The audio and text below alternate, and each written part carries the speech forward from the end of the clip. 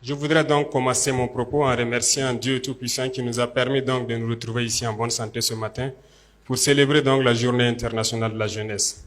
Jeunesse dont je fais bien sûr partie, même s'il y a certaines personnes qui par l'âge se croient vieux mais ils sont jeunes dans la tête. Merci donc à tous. Nous célébrons donc cette journée dans un contexte un peu particulier comme les prédécesseurs l'ont signifié, ce contexte de conflit. Ce conflit que nous qualifions que autre chose que la manifestation violente, barbare de l'impérialisme, du néocolonialisme, de l'esclavage qu'on tend à nous imposer aujourd'hui. Ce que nous avons qualifié terrorisme.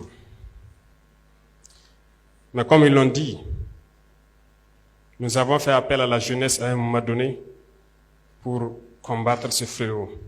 Et la jeunesse a répondu massivement.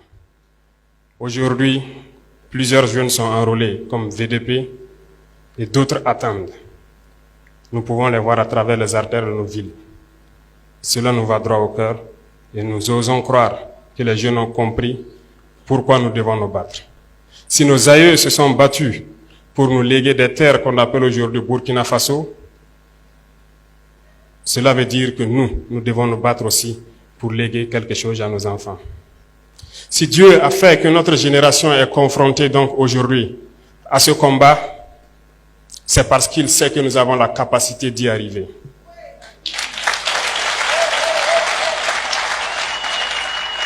Et je sais compter sur tous pour qu'on y arrive. Le combat n'est pas seulement que militaire sur le terrain, mais le combat est beaucoup plus profond. Dans ce sens que nous devons aussi combattre à changer la mentalité. Notre génération a peut-être grandi dans un système qui nous a façonnés, qui est très difficile à changer peut-être, mais pas impossible. Peut-être que parmi nous, certains se retrouvent encore avec peut-être des caractères dont on ignore la portée, mais j'aime le dire, pour citer un auteur, il n'est pas d'homme plus méchant qui ne puisse changer son cœur si on lui enseigne comme il le faut les voies de la sagesse.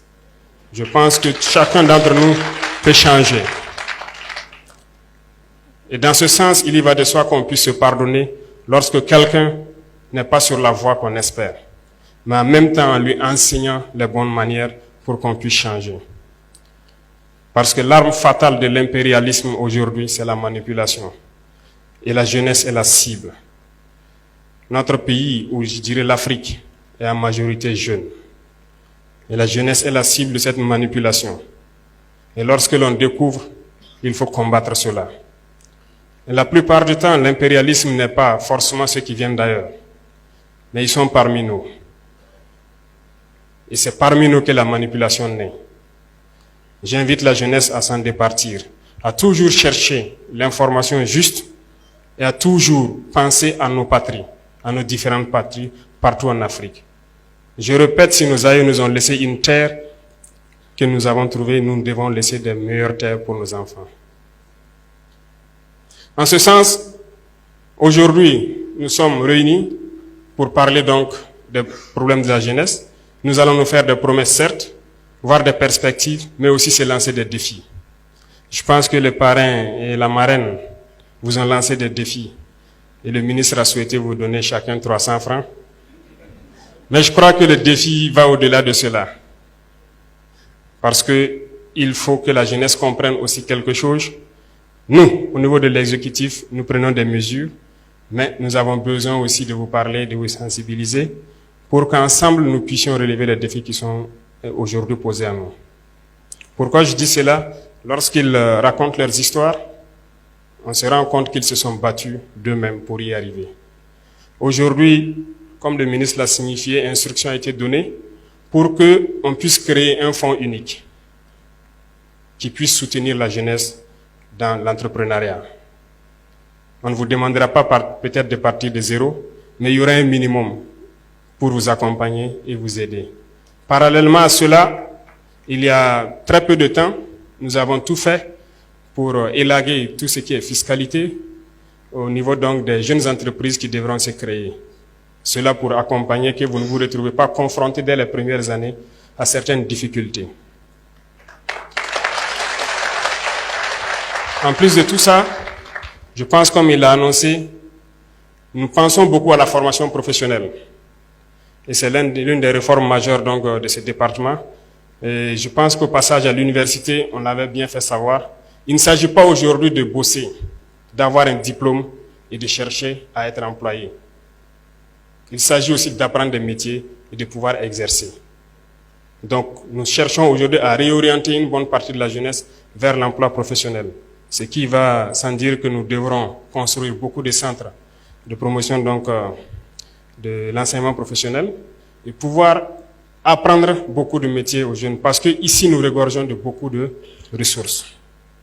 Il y a assez de réformes donc en faveur de la jeunesse qui sont en cours et à travers le monde nous avons pu comprendre que nous pouvons y arriver parce que nous avons assez de ressources à faire valoir à l'extérieur. Nous nous sommes centrés par exemple sur l'agriculture actuellement qui est très important pour nous. Parce que je le disais tantôt, l'autosuffisance alimentaire, c'est un combat. C'est un combat parce que lorsque nous parlons de dignité, nous parlons d'honneur, si vous n'êtes pas autosuffisant, vous n'avez aucune dignité. Lorsqu'un père doit rentrer le soir à la maison et qu'il n'a aucune graine à mettre dans l'assiette de son fils, il ne peut pas parler de dignité. Toute la famille vivra dans l'indignité parce que la femme devra se battre comme elle peut, de toutes les manières que vous puissiez imaginer, pour trouver à manger. Il n'y a pas de dignité une fois qu'on ne mange pas sa faim. Il n'y a pas de dignité lorsque nous tendons la main. Et voyez-vous cette nouvelle forme donc de néocolonialisme dont on parle, qui tend donc à ramener notre jeunesse à des mendiants, à des assistés chroniques. Nous nous battons contre cela. Lorsque vous dites à un partenaire qui est prêt peut-être à vous servir de, comment je dis, mobile money, jusqu'à 100 milliards, mais lorsque vous dites à ce même partenaire, non, servez donc à mobile money 20 milliards, et 80 milliards, nous allons faire des projets structurants donc, de production agricole pour les jeunes, ils ne sont pas d'accord. Ça doit nous interpeller. L'objectif, c'est de vous maintenir dans cet assistanat permanent. C'est de vous empêcher de pouvoir produire de vous-même et de vous en sortir. Et chaque fois, on vous donnera un peu et on vous dira de rester là. N'ayez pas peur d'entreprendre. N'ayez pas peur d'entreprendre, il faut vous lancer. C'est dur, souvent très dur. Vous allez trébucher. Vous allez souvent vous retrouver à genoux. Comme diraient certains, profitez, faites une prière, appuyez sur la paume, relevez-vous et marchez toujours. Ne vous arrêtez jamais.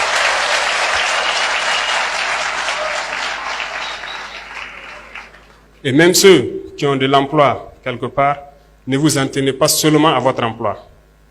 Cherchez à investir, cherchez à développer quelque chose d'autre en parallèle. Parce que depuis, comme je vous disais, notre génération est dans un système assez complexe. On nous a peut-être appris qu'il faut juste avoir un emploi, un bureau, et on s'assoit et voilà, le salaire tombe à la fin du mois. Ça ne peut pas vous rendre heureux, ça ne peut pas. Votre salaire doit servir à développer quelque chose d'autre. Nous sommes militaires, moi je suis entrepreneur aussi depuis quelques années de cela, en tant que jeune. Parce que nous ne sommes autorisés qu'à faire que l'agriculture, l'élevage. Je pense que les dévanciers qui ont mis ça dans les textes, ils ont très bien compris. Et nous participons donc à cela. Nous avons essayé, nous avons vu que c'est dur, mais la plupart du temps, lorsqu'on persévère, on peut finir par se frotter les mains. Donc je vous encourage à ne pas vous décourager pour ceux qui sont en train de chercher à entreprendre. Ne vous découragez jamais. Il faut reprendre. Le chemin est toujours plein d'embûches. Mais vous ne devez pas vous arrêter, parce que vous allez finir par réussir. Nous sommes extrêmement riches ici au Burkina, nous pensons le temps à le dire. Aujourd'hui, nous décidons de réorganiser un peu notre société. Certes, certains textes ou certaines conventions qui avaient été signées étaient très contraignantes, faisaient que notre pays aurait du mal à s'en sortir. Aujourd'hui, grâce à vous, nous sommes en train de relire beaucoup de textes pour essayer de donner à nos nations ce dont elles doivent mériter. C'est dans ce sens que lorsque nous prenons par exemple le volet de l'orpaillage, votre thème en dit long sur l'employabilité des jeunes en milieu rural, beaucoup de nos jeunes se retrouvent aujourd'hui sur les sites artisanaux de production, dans des conditions les plus pénibles. C'est peut-être ce qui s'est passé en Europe ou en Amérique dans les années 1800. Lorsque les hommes rentrent eux-mêmes dans des galeries, qu'ils creusent eux-mêmes pour sortir le minerai, nos jeunes continuent de vivre cela, au péril de leur vie. Nous essayons aujourd'hui de moderniser un peu. C'est à l'issue de ça que nous avons créé donc la SONASP, une société qui va se permettre de pouvoir exploiter et de commercialiser nos substances précieuses, notamment l'or. L'or que les jeunes exploitent, que d'autres personnes viennent acheter à vil prix et qui contribuent à nourrir le terrorisme qui sort du pays sans que nous n'ayons aucun contrôle, nous avons décidé de créer cette société pour essayer de reprendre le contrôle de nos sites miniers et pouvoir permettre aux jeunes qui y sont de produire de façon plus mécanisée et plus respectable. Nous voulons aussi que chaque région puisse produire une spécialité. Ça pourrait être sûrement dans le domaine de l'agriculture parce que nous avons d'immenses potentialités. Nous avons des réserves d'eau naturelles, des lacs un peu partout à travers le pays, des rivières qui coulent et des barrages par-ci par-là, mais qui ne sont pas exploités. Nous sommes en train de vouloir lancer dans chaque région et c'est pour ça que ici je vous annonce qu'il y aura un représentant de chaque région au niveau de la présidence comme chargé de mission. Ce processus est en cours. Ces gens donc devront prendre les préoccupations de la jeunesse et surtout aussi des femmes qui se battent jour et nuit pour que nous puissions agir de façon progressive là où nous devons agir. Parce que cette lutte que nous avons aujourd'hui contre le terrorisme ne se fait pas uniquement par les armes, mais également par le développement. Tant que la jeunesse n'aura pas d'emploi, elle sera toujours tentée d'aller vers là où c'est facile d'avoir de l'argent. Et c'est ça aussi qu'il faut combattre. Nous avons déjà identifié beaucoup de pôles et que nous allons très bientôt à la sortie de la saison fortifier à travers l'initiative présidentielle, mais aussi à travers le ministère de l'Agriculture qui a une très bonne base de données et que nous avons donné une mission spéciale pour qu'on puisse atteindre l'autosuffisance alimentaire. Au sein de chaque région, donc, nous allons valoriser ces points d'eau et ces réserves que nous avons et nous allons accompagner autant que possible les jeunes. Donc, c'est inviter tout le monde à se mettre au travail et à pouvoir redonner donc un autre visage à notre pays. Il y a beaucoup d'autres chantiers en cours et nous ne pourrons pas tout détailler ici. Je pense qu'au fur et à mesure, le ministère va se mettre à l'œuvre pour pouvoir, à travers le Conseil national des jeunes et à travers donc ce complexe que vous allez bâtir, je suppose que ça sera donc l'incubateur majeur qui pourra permettre de répercuter donc toutes les initiatives en faveur des jeunes vers les différentes régions. Peut-être que nous ne serons pas très longs, il y a un champ d'échange à venir, mais je souhaiterais vous dire, et j'insiste dessus, de ne pas avoir peur de risquer. L'entrepreneuriat, c'est du risque. Nous avons élagué tout ce qui est fiscalité autour. C'est un message à l'endroit de vous les jeunes. Initiez quelque chose. N'ayez pas peur de risquer. Pas de risque, pas de plaisir. Risquez, lancez-vous. On vous accompagnera autant qu'on peut. Et pour ceux qui se battent actuellement, nous essayons de faire le maximum possible pour donner tout ce dont ils ont besoin. C'est le lieu pour moi de rendre hommage donc à tous ces jeunes qui se sont engagés sans état d'âme, comme VDP, qui sont aujourd'hui sur le terrain, sous la pluie, sous la brume, dans la boue, partout où on les demande de partir, ils se battent sur le terrain pour essayer de récupérer nos terres et donner donc à ce pays ce qu'on appelle l'intégrité territoriale. Et chacun à son niveau doit donc pouvoir aussi, à défaut de prendre la Kalachnikov, prendre autre chose pour participer au développement de cette patrie. Et ça, nous ne comptons que sur vous les jeunes. Je disais tout de suite donc aux parrains et à la marraine que j'allais forcer la main à ces grands opérateurs économiques du pays, et je pense que certains sont là. Donc apprêtez-vous, on va vous forcer la main pour créer des initiatives donc pour les jeunes. Nous avons donc lancé l'APEC dans ce sens-là pour permettre de créer ce qu'on appelle nos entreprises que nous voulons mettre sur place. Parce que nous le disons, c'est inconcevable que nous puissions ici produire de la tomate et que nous importons de la pâte de tomate. C'est absurde que nous avons tous les produits oléagineux ici et que nous ne puissions pas les transformer. Nous avons lancé cela et je vous invite à souscrire massivement parce que nous allons créer nos entreprises ici sur place et développer. Certes, des esprits impérialistes pourront essayer de vous détourner de l'objectif, mais écoutez, visez loin, visez très loin, réfléchissez et voyez ce qu'on veut faire. Merci donc à tous ces jeunes qui sont déplacés à travers l'Afrique pour venir soutenir leurs frères et leurs camarades du Burkina Faso.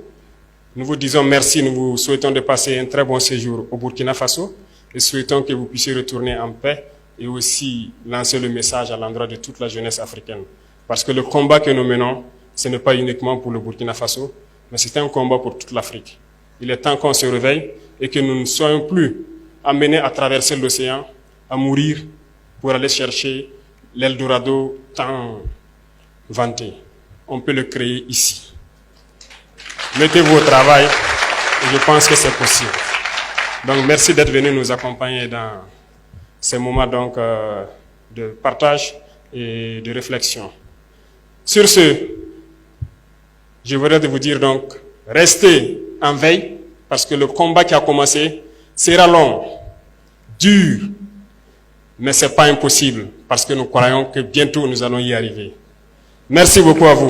La patrie ou la mort. Merci camarades.